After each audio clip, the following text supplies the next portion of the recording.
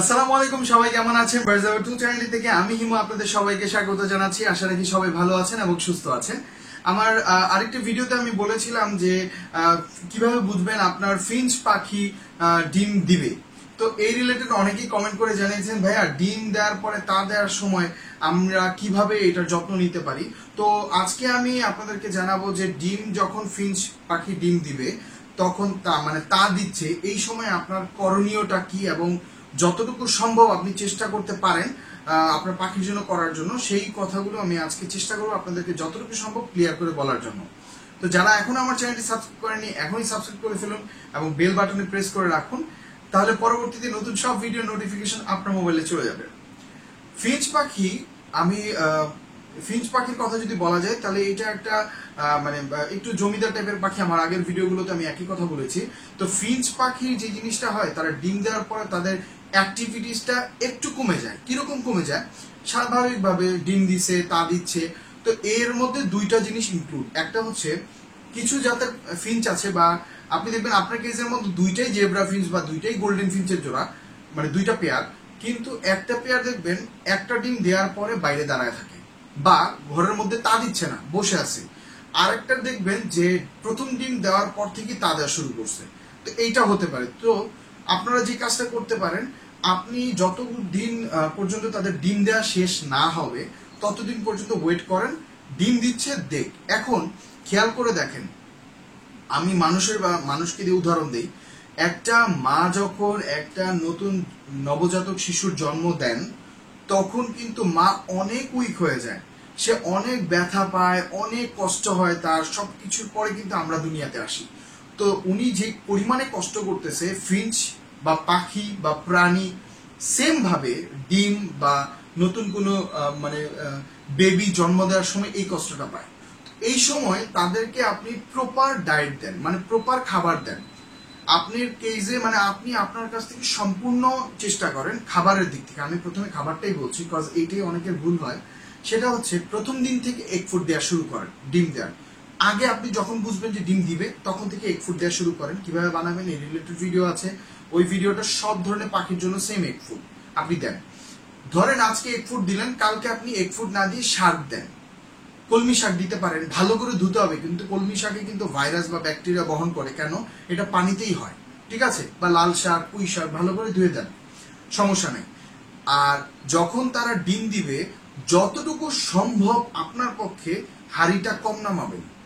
মানে আপনি দূর থেকে দেখুন, মনে করেন একটা কেস, আপনি কাছে গেলেন, খাবার পানিটা দিলেন, তখন একটু জাস্ট উকি দেন যে হ্যাঁ কি করতেছে, ডিমগুলো তা দিচ্ছে কিনা, দিচ্ছে না, এতটুকুই শেষ।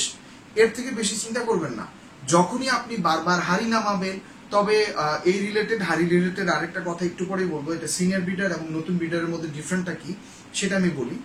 সেটা হচ্ছে যে আপনি হাড়িটা এত চেক করার দরকার নেই, যদি সম্ভব হয়। এখন সিনিয়র ব্রিডার এবং জুনিয়র ব্রিডারের এক্সপিরিয়েন্সের ডিফারেন্সটা বলি। সিনিয়র ব্রিডাররা যে জিনিসটা হয়, আমি যাদেরকে দেখেছি তারা কি করে, অনেকেই আছে এবং ইন্টারন্যাশনাল ব্রিডাররাও করে কি, যেই দিন প্রথম ডিম দেয় ব্রিডিং বক্সটা নামিয়ে নাম্বারিং করা শুরু করে। ঠিক আছে? 1 নাম্বার লেখে, 2 নাম্বার লিখে, 3 নাম্বার লিখে, লেখে এবং ওই নাম্বারটা দিয়ে তাদের খাতার মধ্যে লিখে যে কত তারিখে ডিমটা দিয়েছে। এতে করে সুবিধাটা হয় কি, কতদিন পরে এগুলো ফুটবে তাদের একটা আইডিয়া চলে আসে। এবং যেহেতু এইটা একটা প্রসেস বা তারা ভালোবাসে, এই প্রবলেমটা তারা ফেস করে না পরবর্তীতে।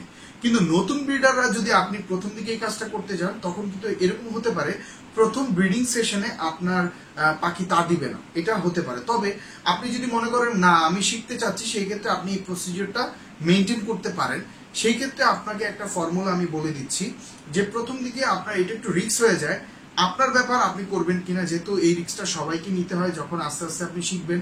সব সময় তো সবাই আপনাকে বলবে না, আপনাকে এক সময় জিনিসটা ট্রাই করতে হবে। সেই ক্ষেত্রে আপনি সম্ভব হলে একবার ট্রাই করে দেখেন, আস্তে করে নামানোর পরে নাম্বারিং করে রাখেন, ঠিক আছে?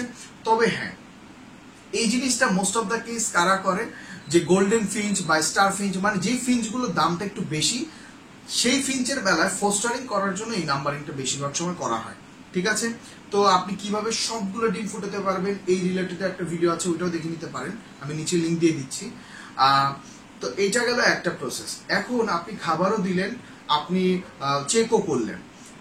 যদি সম্ভব হয়, এটা যদি বলতেছি, এটা বললেন না যে হিমু ভাই বলছে এরকম করতে, এরকম না, যদি সম্ভব হয় আপনার পক্ষে, সেটা হচ্ছে যখন ডিমগুলো 5 থেকে 6 দিন হবে তখন চেষ্টা করবেন এইটা নামানোর পরে আপনি একটু লাইটে ফার্টাইল কিনা ফার্টালিটি চেক করার জন্য, যে ভিতরে ডিমটার ভিতরে বেবি প্রডিউস হচ্ছে কিনা, এইটা আপনি লাইটে দিয়ে চেক করতে পারেন। ধরেন আপনি চেক করলেন, ঠিক আছে।